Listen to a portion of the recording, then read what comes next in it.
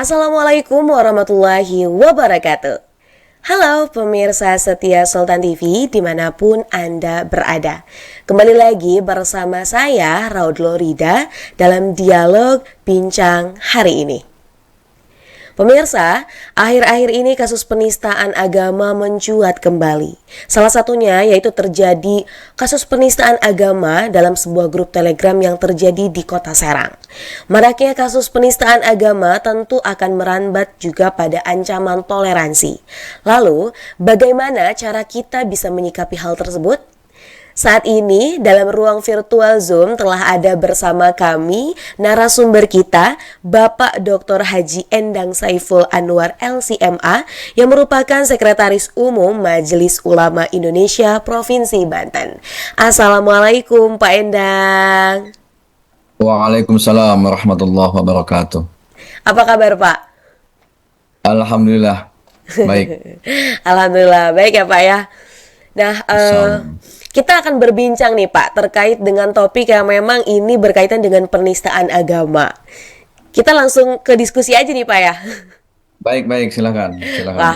senang sekali Pak. Semoga nanti kita bisa, kalau saat ini mungkin kita hanya lewat virtual nih Pak. Mungkin nanti lain kali Iya, kita bisa berjumpa langsung di studio Sultan TV. baik, insya Allah, insya Allah. Nah, Pak, jika kita membahas mengenai penistaan agama dan juga ancaman toleransi nih Pak, kiranya apa sih Pak definisi dari penistaan agama itu? Baik, Bismillahirrahmanirrahim. Assalamualaikum warahmatullahi wabarakatuh. Waalaikumsalam Sebelumnya warahmatullahi wabarakatuh. saya mengucapkan terima kasih telah diundang pada acara ini yang insya Allah akan membicarakan tentang penistaan agama dan ancaman toleransi. Nah, kalau kita lihat misalkan pada kata penistaan, bahwa kalau kita lihat kata ini kan penistaan berarti berasal dari kata nista ya. Nah, dalam Kamus Besar Bahasa Indonesia atau KBBI, bahwa nista ini kan dimaknai dengan rendah atau hina.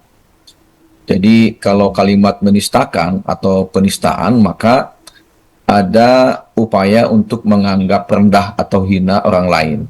Nah, maka ketika disebut kata-kata nista, maka muncul di situ ada kata-kata aib, kata-kata mencela, ya, kemudian menoda, ya, itu yang ada dalam KBBI. Sehingga dengan demikian kata penistaan atau penodaan memiliki makna yang sama, ya, memiliki yang sama, yaitu menganggap sesuatu menjadi rendah, kemudian hina dan juga ternoda, ya. Nah, dalam bahasa Arab kalimat penistaan ini atau penghinaan ini juga memiliki makna yang beragam, ya. Misalkan ada kalimat istighfaf, ya, ada kalimat istihza, ada kalimat sabun, ya, ada kalimat ihana atau idza, ya, yang semuanya memiliki makna merendahkan, menghina dan juga mencela, ya. Jadi ada titik-titik persamaan terkait dengan pengertian apa itu yang disebut dengan penistaan agama. Jadi pada dasarnya penistaan agama ini adalah menganggap agama dan atau bagian daripada agama-agama itu menjadi hina dan juga menjadi ternoda, seperti itu. Itu secara umum yang bisa dijelaskan terkait dengan definisi penistaan agama, gitu Mbak. Ya, baik Pak, terima kasih. Tentunya dengan Iya, definisi penistaan agama ini hampir mirip dengan menghina ya Pak ya, ataupun merendahkan satu ya, agama. menghina, mencela, gitu. Nah Pak, jika kita berbicara mengenai dengan penistaan agama nih Pak, kiranya perbuatan apa saja yang memang termasuk ke dalam delik ataupun kategori penistaan agama Ya, Pak? baik. Tentu kita melihat pada undang-undang yang dipakai di Indonesia pada saat ini.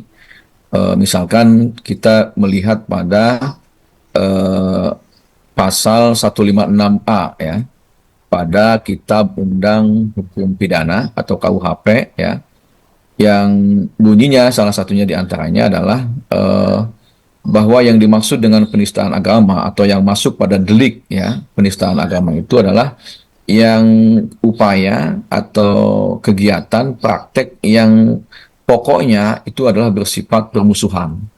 Jadi untuk menimbulkan permusuhan atau penyalahgunaan atau penodaan terhadap suatu agama yang dianut di Indonesia. Atau juga dalam dalam pasal 156A itu dinyatakan bahwa eh, ada tindakan ketika agar supaya orang yang tidak menganut agama apapun atau mengajak orang lain untuk tidak beragama itu juga termasuk pada penistaan atau penodaan terhadap agama. Jadi selama ini yang diatur dalam undang-undang itu adalah ya terdapat pada pasal 156A KUHP, Kitab Undang-Undang Hukum dan Pidana yang ada di Indonesia. Jadi setiap kegiatan-kegiatan yang tadi menimbulkan permusuhan atau terkait pada penyalahgunaan sendi-sendi keagamaan yang ada di Indonesia, maka itu termasuk penistaan atau penodaan terhadap agama. Begitu, Pak. Oh, baik. Kemudian Pak, tadi juga Bapak sudah menyampaikan ya, ada beberapa memang pasal-pasal yang diatur ya Pak ya oleh negara ini terkait dengan penistaan agama. Adakah Pak regulasi lainnya nih Pak yang memang disiapkan oleh pemerintah untuk menindaklanjuti Pak kasus penistaan agama? Ya, sesungguhnya apa yang dilakukan dalam penistaan agama itu pada dasarnya dari regulasi yang ada di Indonesia itu pertama tentu bertentangan dengan ideologi kita, yaitu Pancasila ya. Dalam Pancasila kan disebutkan bahwa sila pertama adalah ketuhanan yang Maha Esa ya. Nah, ketika artinya bahwa masyarakat Indonesia itu adalah berketuhanan yang Maha Esa. Nah, jadi upaya-upaya kemudian untuk merusak atau menghina keyakinan terhadap Tuhan yang Maha Esa itu juga disebut sebagai penistaan agama. Ya.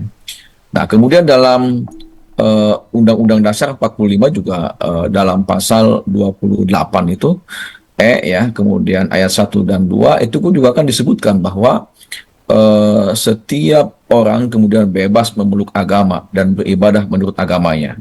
Ya. Dalam pasal 2 bahkan disebutkan negara menjamin kemerdekaan, ya. Kemerdekaan pemeluknya untuk menjalankan ibadahnya masing-masing, ya. Nah, artinya ketika ada yang mencoba untuk merusak, mencaci, mencela agama-agama yang diakui di Indonesia, maka itu adalah masuk dalam penistaan atau penodaan terhadap agama. Kemudian dalam beberapa pasal yang lain bisa kita baca misalkan dalam Undang-Undang Nomor 39 tentang hak asasi manusia, pasal 22 itu juga menyatakan tentang jaminan warga negara untuk kemudian melaksanakan ibadahnya secara merdeka. Artinya tidak ada paksaan baik dari individu atau negara dalam menjalankan ibadah masing-masing sesuai dengan keyakinannya. Kemudian tadi dalam yang paling penting tentu ini diatur pada KUHP tadi ya, KUHP pasal 156, kemudian pasal 156A yang itu secara fokus menyatakan bahwa barang siapa kemudian yang di muka umum melakukan penghinaan terhadap orang yang sedang menjalankan atau memimpin penyelenggaraan ibadah atau upacara keagamaan atau kepercayaan, maka itu bisa dipidana dengan penjara minimal 1 tahun, ya, minimal 1 tahun. Nah, itu di KUHP. Nah, begitupun dalam Undang-Undang ITE ya, dalam Undang-Undang itu juga dalam pasal 28 itu diatur juga ini terkait dengan penodaan atau penistaan terhadap agama. Tentang perbuatan yang dilarang itu adalah setiap orang yang dengan sengaja atau tanpa hak menyebarkan informasi yang ditujukan untuk, nah ini, menimbulkan rasa kebencian atau permusuhan individu atau kelompok masyarakat tertentu berdasarkan atas suku, agama, ras, dan antar golongan atau sara. Nah, jadi upaya-upaya untuk menimbulkan itu juga diatur dalam Undang-Undang ITE itu. Jadi begitu, ini beberapa regulasi yang ada di Indonesia yang mengatur tentang pasal penistaan agama. Gitu, Mbak. Seperti Baik. itu. Cukup banyak ya Pak, ternyata memang regulasi Ya, yang sudah disiapkan oleh betul. pemerintah terkait menindaklanjuti nih ya kasus-kasus Ya, penistaan agama yang memang ini sering terulang kembali ya Pak ya. iya, Nah, betul. Pak, masih berkaitan dengan adanya regulasi tentang penistaan agama nih, Pak. Dari banyaknya kasus penistaan agama, Pak, Majelis Ulama Indonesia atau MUI ini sebagai lembaga yang memang membantu menyelesaikan persoalan agama Islam ini tentu sudah banyak ya, Pak ya, menerima dan juga menyelesaikan kasus yang memang berkaitan dengan penistaan agama. Lalu, Pak, sebenarnya Ya. bagaimana sih, Pak, alur penindakan dan juga penyelesaian dari kasus-kasus tersebut?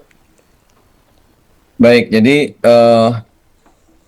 kasus penistaan agama ini tidak hanya terjadi mulai saat ini ya. Mm-mm. Artinya itu bahkan terjadi sejak tahun, kalau bisa kita sebut dalam kasus itu tahun 1965 ya.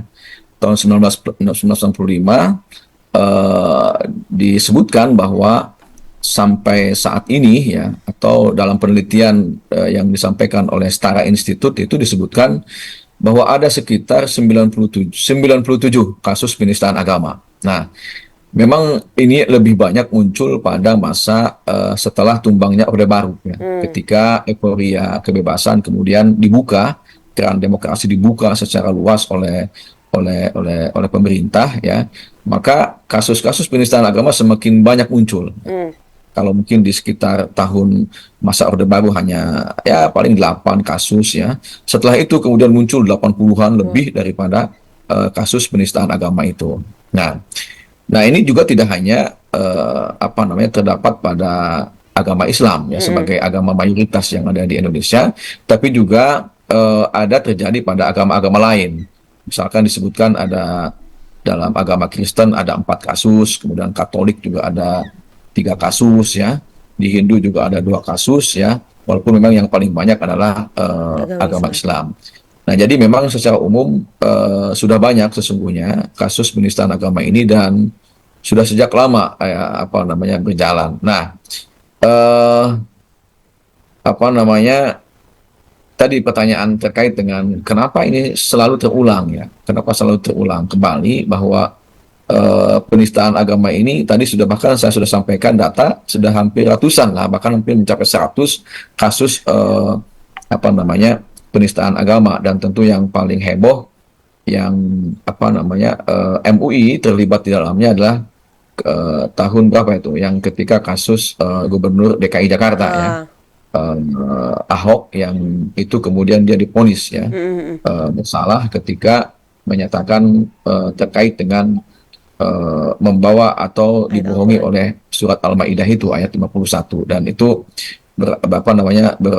berimplikasi pada diputuskannya atau divonisnya saudara Ahok ini. Hmm. Nah, jadi kembali ke pertanyaan tadi, kok kenapa bisa terus saja ada ini penistaan agama ini ya? Nah, kalau kita lihat ternyata memang pelaku dari penistaan agama ini, kita lihat dia memiliki kekurangan wawasan, baik wawasan kebangsaan selaku bangsa Indonesia, Hmm. ataupun juga mereka dangkal dalam pendidikan keagamaan atau dalam ilmu keagamaan. Hmm. Ya, jadi minim pengetahuan, baik pengetahuan tentang wawasan kebangsaan dan juga wawasan keagamaan. Ya. Nah, kenapa bisa begitu? Sebab ya kalau mereka tahu bahwa ideologi kebangsaan kita adalah Pancasila, undang-undang melarang untuk melakukan penistaan agama, penodaan terhadap agama, tentu tidak akan mereka lakukan. Ya. Begitupun dalam agamanya masing-masing. Ya. Misalkan dalam agama Islam juga Allah Subhanahu wa taala melarang kita untuk memaki, untuk mencela sesembahannya agama lain, ya. Tidak boleh itu kita kemudian melakukan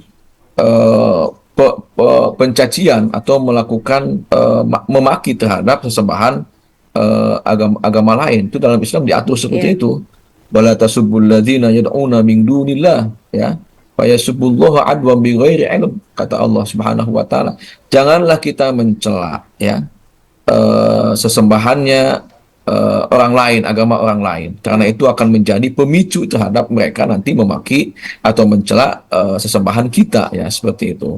Maka dalam setiap agama saya yakin bahwa diatur itu dan diberikan nilai untuk tidak mencela agama lain, keyakinan agama lain.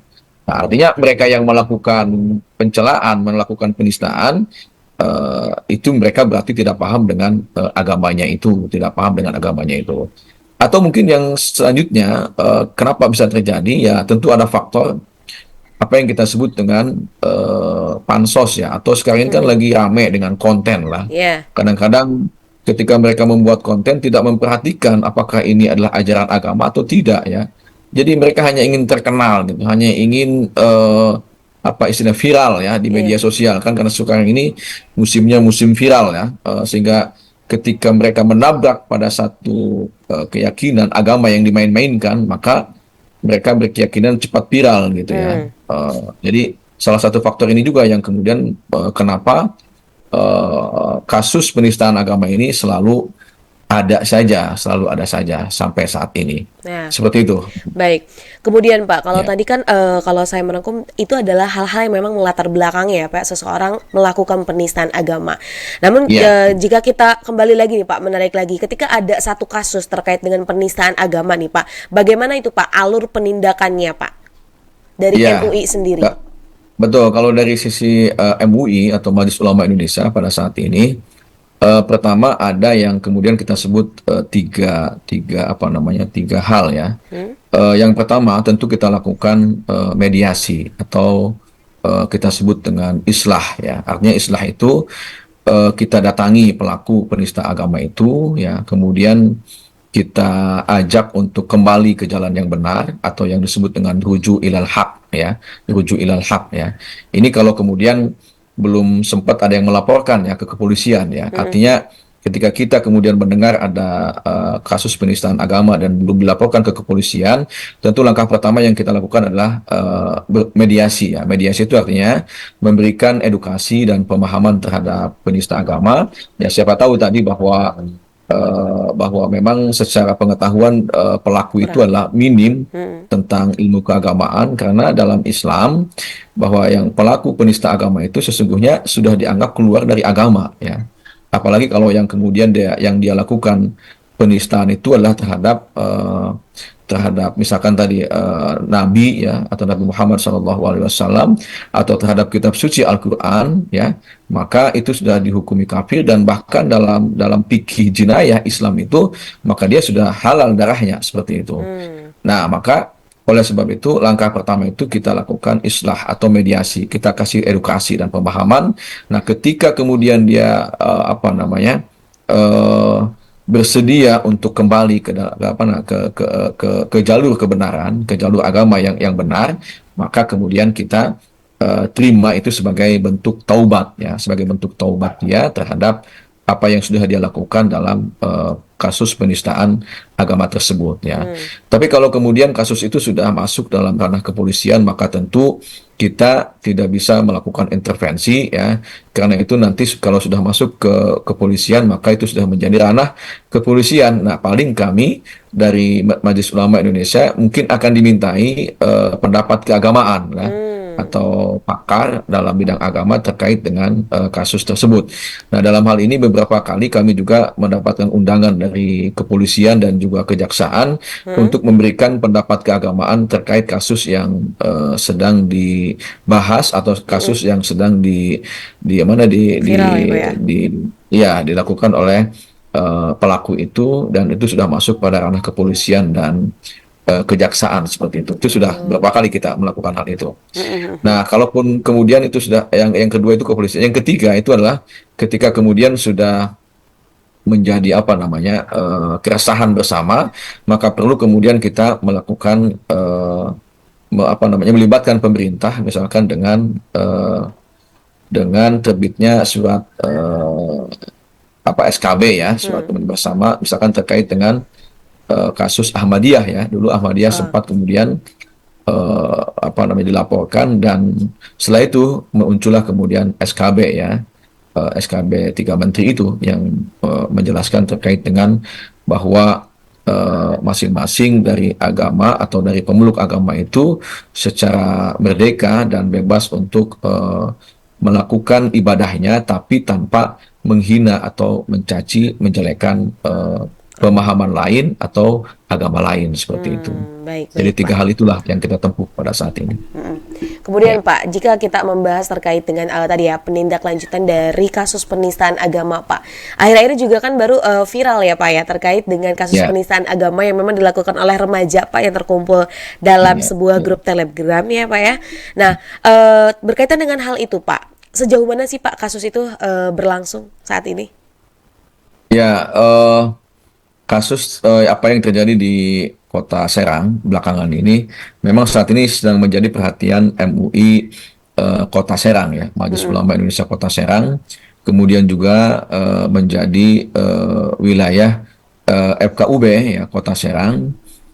Dan saat ini memang sedang berjalan dalam membicarakan terkait langkah selanjutnya apa yang mesti dilakukan untuk apa namanya mengatasi apa namanya penistaan agama ini yang dilakukan oleh seorang pemuda yang kalau saat ini memang sudah masuk di ranah kepolisian ya. Jadi pelakunya ini kan sudah ditangkap oleh kepolisian, kemudian sudah ditahan di sana dan saat ini tinggal dimintai keterangan ya. Dan beberapa informasi disebutkan bahwa ini kan masih anak muda ya, Iya. 19 tahun dan dia disebutkan bahwa memiliki disabilitas ya. Dan saya yakin dia juga tidak memiliki ilmu keagamaan yang mumpuni ya Iya. atau pemahaman keagamaan dan ketika ditanya tadi kan bahwa dia hanya ingin viral ya, hanya ingin kemudian konten ya, konten sehingga dia kemudian bisa menjadi terkenal gitu ya. Nah, tapi ada juga yang kemudian dari pihak kepolisian bahwa ada mungkin saja ada aktor di belakang itu karena ini kan melibatkan tadi media sosial ya, Iya. Telegram, grup Telegram yang di situ kemudian diposting video-video yang eh, kata dia sih ya bahwa itu pelakunya bukan dia ya. Apa ketika ada yang memasukkan Al-Quran ke kloset ya, kemudian diinjak-injak dan yang lainnya, tentu ini adalah eh, apa namanya melukai Iya. perasaan umat Islam lebih-lebih pada bulan suci Ramadan ini ya, Betul sekali. bulan yang sangat mulia. Kalau kemudian dipenuhi dengan apa kasus ini, tentu biasanya di bulan puasa kan giroh apa namanya semangat keislamannya itu semakin tebal ya yang dilakukan yang dialami oleh umat Islam pada saat ini ya. Jadi perkembangannya sampai saat ini nanti insya Allah siang katanya di MUI Kota Serang akan dilakukan pertemuan membahas tindak lanjut terkait dengan kasus Penistaan. penistaan ini seperti itu. Baik. Begitu, Mbak. Baik Pak, terima kasih nih Pak. Ini juga mungkin menjadi salah satu informasi Pak bagi pemirsa setia Sultan TV terkait dengan bagaimana nih tindak lanjutnya ataupun posisinya nih Pak ya terkait dengan kasus penistaan agama yang memang cukup viral nih belakangan ini. Nah, kemudian Pak, apa yang memang telah dan juga akan dilakukan MUI nih Pak agar peristiwa penistaan agama ini tidak terulang kembali? Ya, tadi saya sampaikan bahwa kasus penistaan agama ini tentu apalagi dilakukan pada bulan Ramadan merupakan sebuah apa ya melukai lah, sangat melukai umat Islam pada saat ini. Apalagi terkait dengan Nabi yang kita cintai ya. Ya. Kemudian terkait dengan kitab suci Al-Quran yang kita pedomani ya. Maka oleh sebab itu tentu kita menyerukan kepada masyarakat, kepada siapapun lah untuk tidak bermain-main lah, untuk kemudian tidak melakukan penistaan terhadap agama ya, karena tentu dari apa namanya aspek hukum yang sudah diatur dalam undang-undang tadi, KUHP tadi, dari sisi keagamaan juga, dari sisi fikih juga, bahwa mereka yang melakukan penistaan agama tadi sudah disampaikan di awal itu kan sudah dianggap murtad ya, artinya keluar dari agama Islam dan bahkan ada sebuah riwayat yang menyatakan ketika Rasulullah SAW apa namanya mendapati seseorang yang apa namanya membunuh ya, membunuh budaknya yang seorang perempuan karena budaknya itu selalu mencela Nabi ya. selalu mencela Nabi dan sudah diingatkan mencela Nabi ya. Tapi kemudian beberapa kali dan dia tidak digubris, maka si perempuan hamba sahaya itu kemudian dibunuh oleh majikannya ya. Dan dia datang kepada Rasulullah SAW menyatakan itu ya, menyampaikan kepada Rasulullah SAW, bagaimana yang telah aku lakukan, aku telah membunuh, kata kata majikan itu, kata orang tua itu. Tapi apa jawaban Rasulullah SAW? Bahwa saksikan wahai umatku, wahai sahabatku, bahwa darah si perempuan hamba sahaya ini adalah halal. Artinya halal itu halal untuk dibunuh. Artinya kenapa? Karena dia telah menghina Rasulullah SAW, padahal sudah diingatkan beberapa kali ya. Dan mungkin beberapa hukum lain lah. Belum lagi kemudian kehinaan ya, baik di dunia apalagi kemudian di akhirat dengan dia melakukan penistaan agama itu. Maka beberapa hal yang kemudian ingin saya sampaikan supaya ini tidak terulang kembali lah. Pertama, masyarakat, saya menghimbau kepada masyarakat atau siapapun itu harus belajar secara utuh tentang setiap agama. Ya, yakinkan bahwa setiap agama pasti memiliki perbedaan. Ya, nah masyarakat kemudian harus memiliki kemampuan untuk meyakini agamanya sendiri. Ya, sehingga ketika meyakini bahwa agamanya adalah agama yang benar, ya, tanpa menjelekkan agama yang lain, itu harus ada. Ya, sehingga dia tidak akan kemudian melakukan mencela agama lain, gitu ya. Tanpa meremehkan, kemudian tentu dengan menghormati keyakinan agama lain. Nah, itu yang paling penting adalah bagaimana kita menumbuhkan perasaan tasamuh, toleransi, saling menghargai antar sesama pemeluk agama ya. Udahlah, kemudian kita pelajari agama yang kita ada, nggak usah kemudian kita mencela, usah memaki baik agama kita sendiri ataupun kemudian apalagi agama orang lain ya.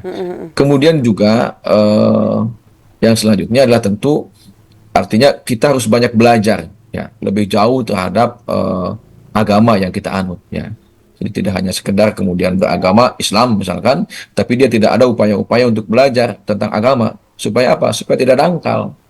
Ya, pelaku penista itu karena dia dangkal terhadap agamanya. Ya. Nah, begitupun kepada para pendakwah dan para ustadz, para pendeta dan yang lainnya, supaya kemudian dia tidak berbicara hal-hal yang tidak baik atau yang buruk terhadap agama lain ya. Jadi cukup dia menyampaikan agama yang nilai-nilai ajaran agama yang dianutnya ya, tanpa sekali lagi menjelekkan agama yang lain. Nah, yang selanjutnya tentu negara juga memiliki peranan yang sangat penting dalam menjaga nilai-nilai ini ya. Maka tentu negara harus menjamin ruang dan kondisi agar umat beragama di Indonesia ini bisa hidup berdampingan tanpa saling mengganggu ya, tentu dalam suasana sejahtera, dalam suasana damai, dalam suasana adil, sehingga terciptalah harmoni antar pemeluk agama itu dengan tadi tidak saling menjelekan, tidak saling memaki, mencela agama lain.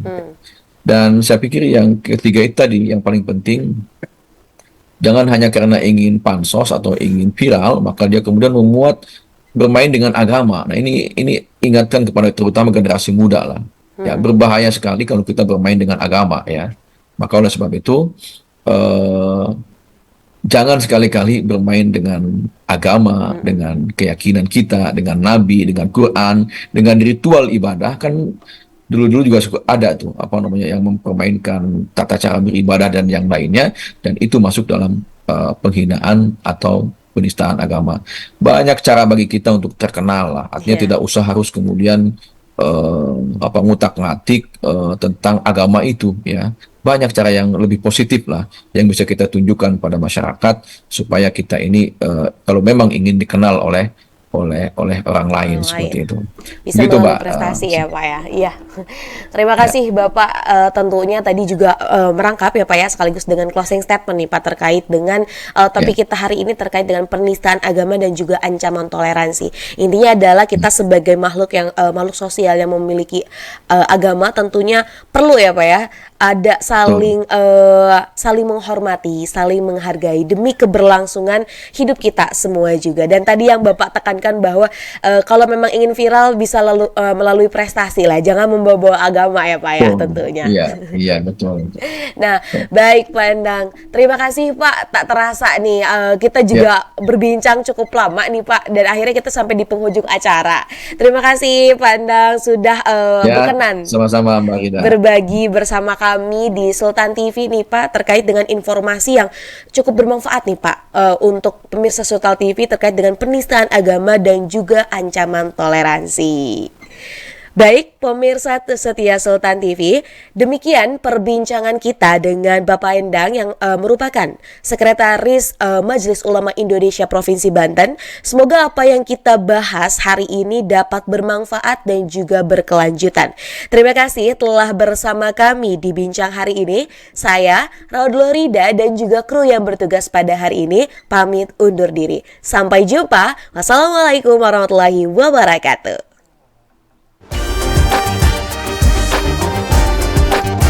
Baik, terima kasih.